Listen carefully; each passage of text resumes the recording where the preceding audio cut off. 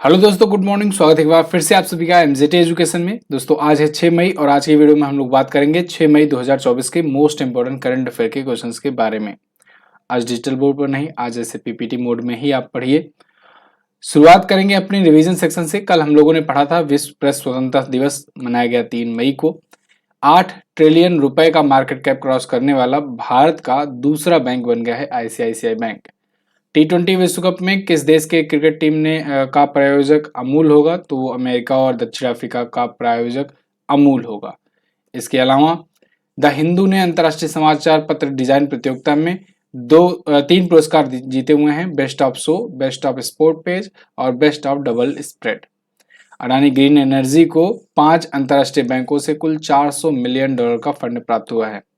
और भारत की तीसरी महिला ग्रैंड मास्टर बन गई हैं वैशाली रमेश बाबू। इसके अलावा हम लोगों ने लास्ट दिन पढ़ा था नक्षत्र सभा खगोल पर्यटन अभियान की घोषणा की है उत्तराखंड सरकार ने। और ग्रीन ऑस्कर यानी व्हिटली गोल्ड अवार्ड इसको जीत लिया है डॉक्टर पूर्णिमा देवी वर्मन ने। गल्फ यूथ गेम्स दोस्तों ये आयोजित हुआ यूएई में, दुबई में, और इसमें पदक तालिका में भी शीर्ष पर यूएई ही रहा। सोलोमन द्वीप के नए प्रधानमंत्री बन गए हैं जेरेमिया मानले। ये टॉप 10 करंट अफेयर के क्वेश्चंस थे लास्ट दिन के, जब हम लोगों ने लास्ट दिन पढ़ा था करंट अफेयर, ठीक है ना। और संडे को आप जानते हो वीकली रिवीजन होता है, तो संडे वाला वीकली रिवीजन भी आप लोग जाकर के कर लीजिएगा। अब शुरुआत करेंगे हम लोग आज की करंट अफेयर की, लेकिन उससे पहले मैं आपको बता दूं इसकी क्विज और पीडीएफ एमजेटी ऐप पर मिल जाएगी। एमजेटी ऐप आपको गूगल प्ले स्टोर पर मिलेगा। यहाँ पर फ्री पीडीएफ सेक्शन में जाकर फ्री पीडीएफ डाउनलोड कर सकते हो, फ्री क्विज सेक्शन में जाकर के क्विज डाउनलोड कर सकते हो। हमारे वीडियो कोर्सेज या ई बुक चाहिए तो आप ई बुक या वीडियो कोर्स भी ले सकते हो। पहला क्वेश्चन, विश्व प्रेस स्वतंत्रता सूचकांक 2024 में भारत किस स्थान पर है? तो दोस्तों वर्ल्ड प्रेस फ्रीडम इंडेक्स जारी हुई है और इसमें भारत है 159वें स्थान पर। अगर आपको याद होगा तो मैंने आपको जब वर्ल्ड प्रेस फ्रीडम डे बताया था जिस दिन, उसी दिन बताया था कि भारत की रैंक इस बार 159वीं है। पिछली बार हम लोग 161वें स्थान पर थे लास्ट बार, ठीक है ना, लास्ट टाइम। और इस बार हम लोग हैं 159वें स्थान पर। तो 2 अंकों का, 2 पायदान का यहाँ पर फायदा हुआ है। 180 देशों में 159वें पर है भारत का मीडिया या भारत का प्रेस। तो ये रिपोर्ट रिपोर्टर्स विदाउट बॉर्डर्स के द्वारा जारी किया जाता है। हालांकि इसके रिपोर्ट पर हमेशा से डाउट रहा है, क्योंकि देखो इसने मतलब ना इंटेंशनली जैसे इंडिया को इतना ज़्यादा पीछे बैकफुट पर ढकेला है। यहाँ पर इग्नोर नहीं किया जा सकता है कि चलो ठीक है, मान लो भारत की मीडिया जो है वो मुर्गे लड़ाती है, लेकिन ऐसा भी नहीं है कि आप रैंकिंग में अफगानिस्तान जहाँ पर तालिबान का शासन है उससे भी नीचे, पाकिस्तान जहाँ पर मतलब कि कोई वही नहीं है, पूरा पूरा कंट्रोल रहता है, उससे भी नीचे भारत की रैंक दे दो। फिलहाल जो भी है भारत 159वें स्थान पर है। नॉर्वे टॉप पर है, डेनमार्क सेकंड पर है, थर्ड पर है स्वीडन, ठीक है जी। और विश्व प्रेस स्वतंत्रता दिवस कब मनाया जाता है? 3 मई को, और इसी 3 मई को ये सूचकांक जारी करते हैं। अगला, यहाँ पर कुछ और सूचकांक है, उनका रिवीजन कर लीजिए।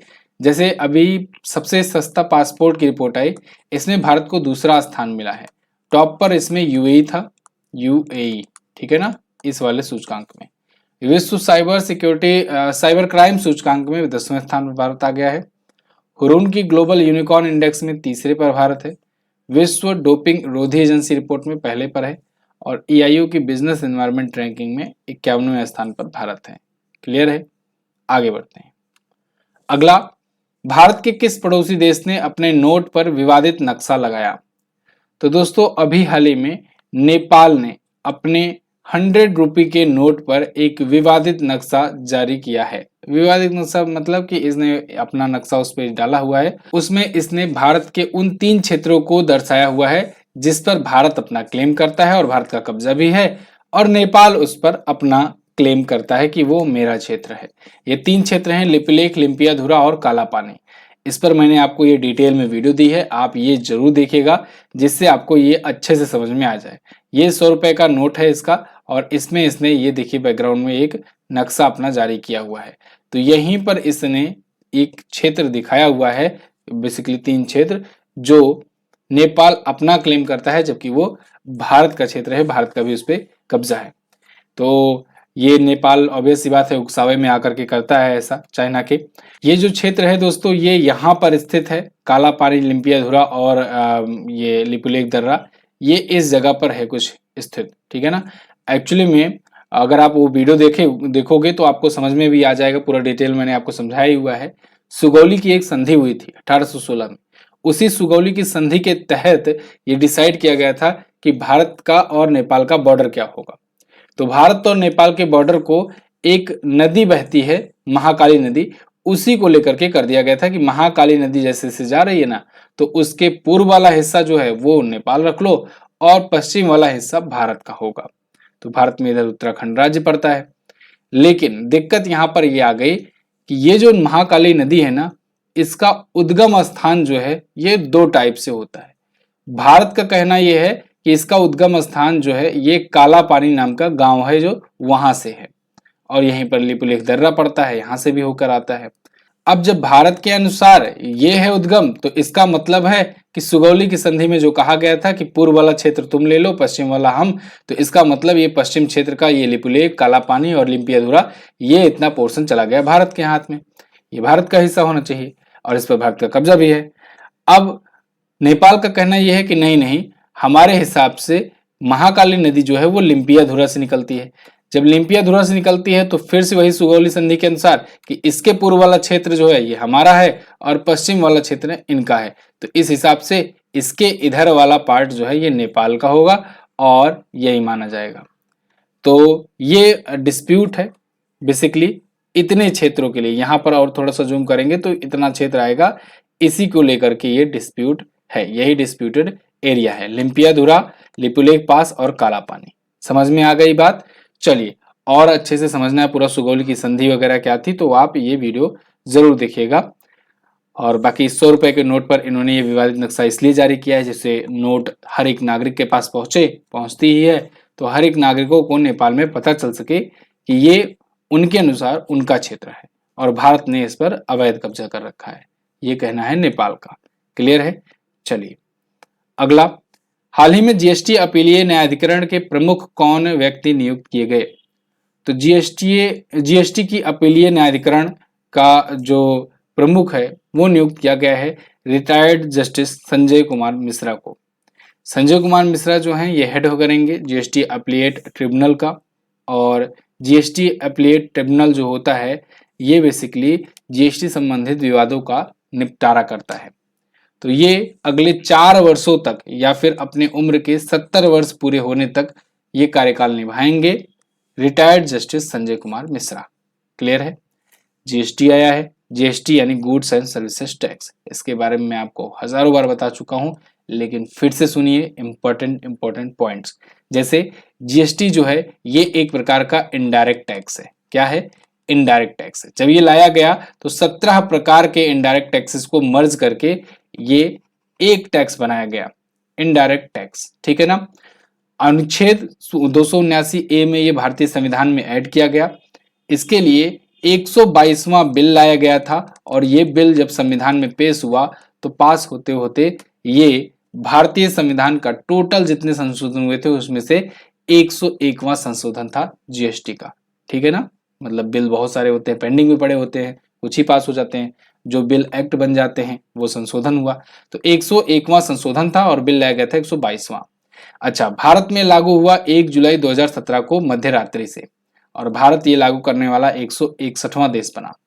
भारत वाला जो जीएसटी है ना ये कनाडा मॉडल पर है, कनाडा मॉडल पर आधारित है। लेकिन अगर पूछा जाए जीएसटी लागू करने वाला पहला देश कौन था, तो पहला देश था फ्रांस। कौन था? फ्रांस था पहला देश जिसने जीएसटी लागू किया था। भारत में पहला राज्य असम था। ठीक है ना? पहला राज्य जो है, ये सब पूछा गया है एग्जाम में क्वेश्चन, इसको आपको ध्यान में रखना है। पहला राज्य असम था और अंतिम राज्य था जम्मू एंड कश्मीर। हालांकि तब राज्य हुआ करता था, अभी तो यूनियन टेरिटरी है जम्मू कश्मीर। ठीक है ना? ये जीएसटी समझ में आ गया इतना। विजय केलकर की समिति की सिफारिश पर यह किया गया था, लाया गया था जीएसटी। अगला, भारत द्वारा दुनिया का सबसे बड़ा चुनाव देखने के लिए कितने देशों को आमंत्रित किया गया है? तो दोस्तों अभी भारतीय चुनाव आयोग ने 23 देशों के प्रतिनिधियों को इनवाइट किया है कि आओ और देखो दुनिया का सबसे बड़े लोकतंत्र का, दुनिया का सबसे बड़ा चुनाव कैसे कराते हैं हम लोग। तो ये 23 देशों के प्रतिनिधि इसमें आए और हिस्सा भी ले रहे हैं और ये देखेंगे कि भारत में इतने बड़े स्तर पर कैसे चुनाव होता है। क्योंकि हम लोग देखो इस बार ना 90 करोड़ से ज्यादा वोटर्स जो हैं वो इस बार वोटिंग करने वाले हैं। तो 90 करोड़ वोटर मामूली बात नहीं, बहुत बड़ी बात है, कितने देशों की तो आबादी नहीं है। तो ये इतने वोटर्स इस बार वोट करेंगे भारत में, वर्ल्ड लार्जेस्ट डेमोक्रेसी है, और यहाँ पर सीखने के लिए एक प्रकार से 23 देशों को बुलाया जा रहा है कि आओ देखो हम लोग कैसे इलेक्शन कराते हैं। तो चुनाव आयोग के द्वारा आमंत्रित किया गया था 4 मई से 9 मई 2024 तक।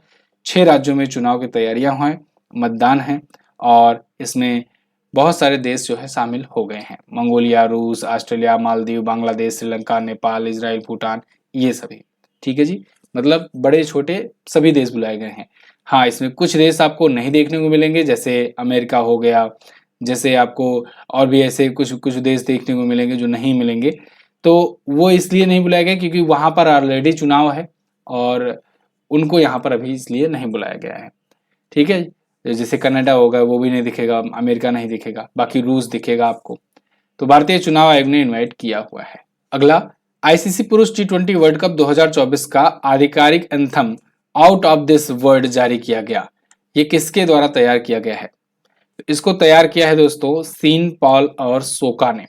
ये दोनों ही सिंगर हैं, और इन दोनों ने अभी एक ऑफिशियल एंथम सॉन्ग लॉन्च किया है आउट ऑफ दिस वर्ल्ड।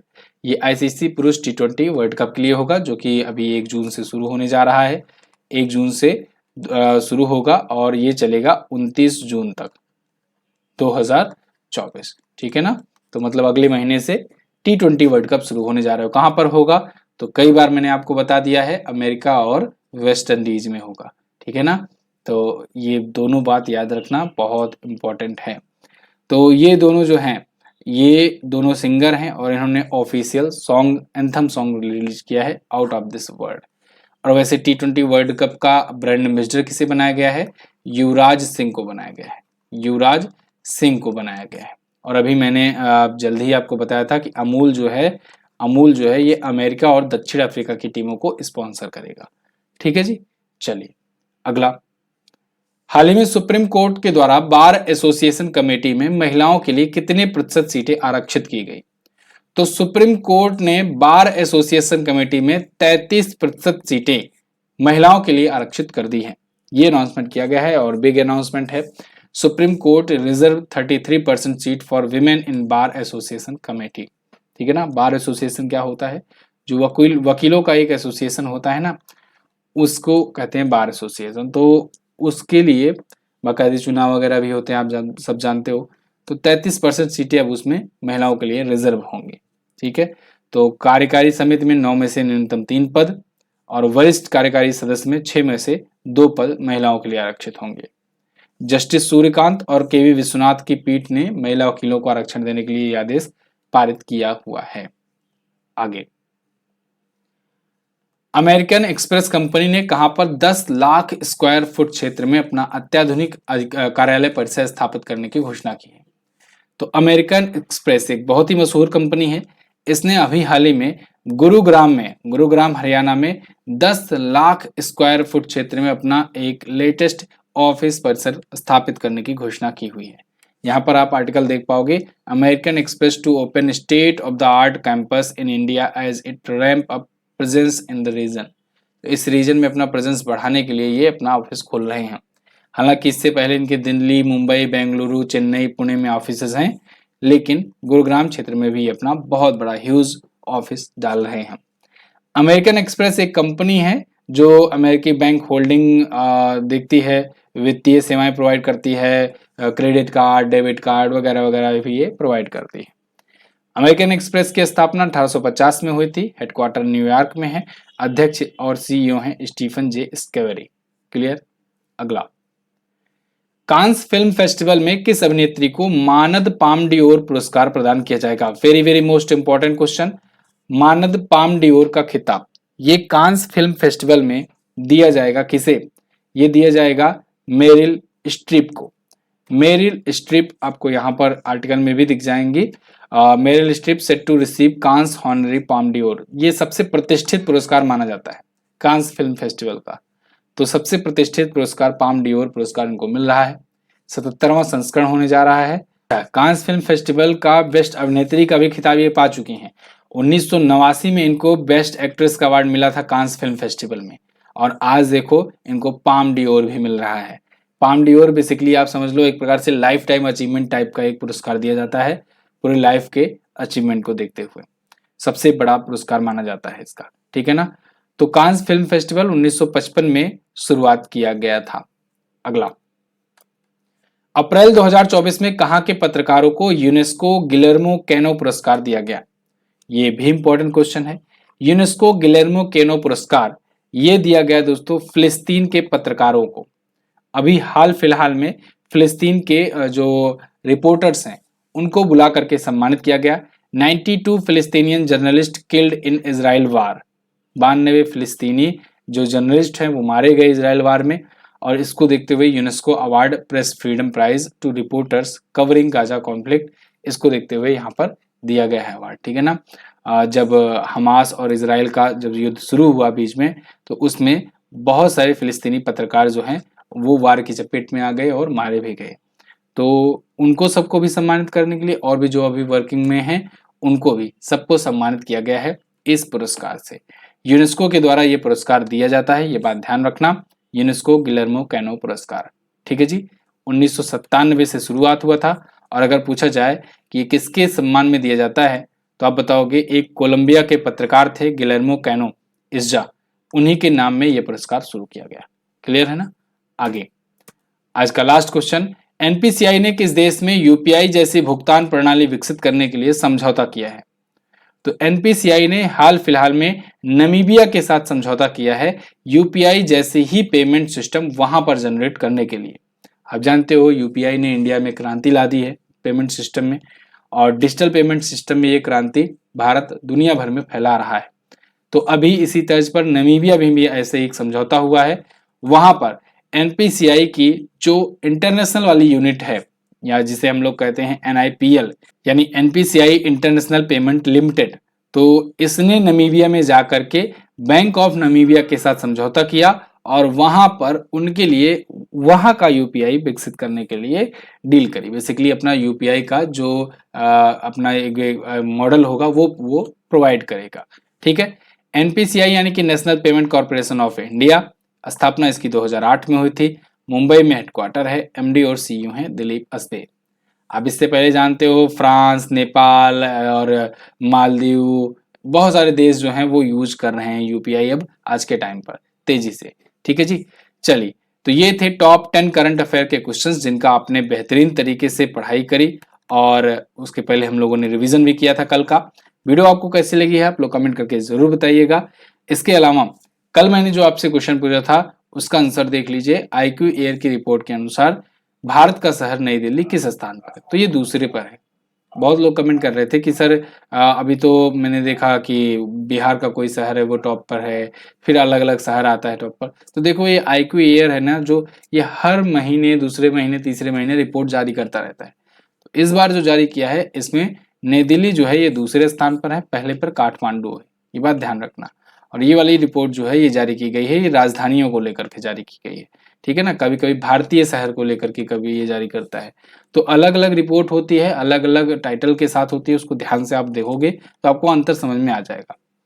अगला क्वेश्चन, भारत का पहला संविधान पार्क कहाँ पर स्थित है? तो जयपुर राजस्थान में है। आज आपको क्या बताना है? आज आपको बताना है अंतरराष्ट्रीय शतरंज महासंघ का मुख्यालय कहाँ पर है। दूसरा, सोलोमन द्वीप की राजधानी क्या है? तो दोनों क्वेश्चंस के बारे में जो भी पता हो जरूर बताइएगा। इसके अलावा दोस्तों अप्रैल की ई बुक आ गई है, तो अप्रैल की ई बुक जो जो लोग लेना चाहते हैं वो परचेज कर सकते हैं, और क्यूआर कोड आपको बताया जाएगा। व्हाट्सएप का नंबर जो दिया गया है उस पर व्हाट्सएप कीजिए, क्यूआर कोड भेजा जाएगा, तो उस क्यूआर कोड पर पेमेंट करके आप व्हाट्सएप पे ही प्राप्त कर सकते हैं फिलहाल के लिए। बहुत बहुत धन्यवाद यहाँ तक वीडियो देखने के लिए, और मिलेंगे साथियों अगली वीडियो में। तब तक के लिए नमस्कार, जय हिंद, वंदे मातरम।